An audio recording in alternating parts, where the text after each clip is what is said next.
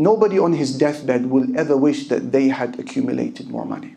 And if you don't believe me, ask Bronnie Ware. Bronnie Ware is the name of an Australian nurse who specializes in palliative care. And she wrote a book. She called it The 5 Regrets of the Dying People.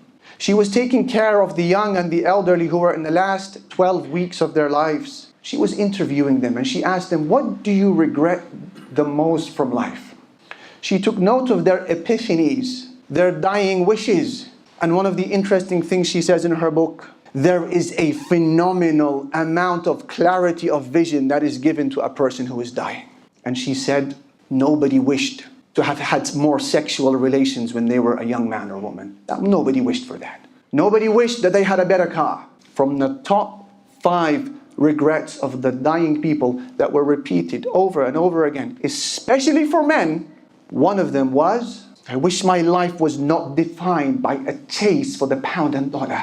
I wish I had greater priorities in my life. I wish I saw the bigger picture. And from the Quran, we know where we are going and we know what we want to achieve.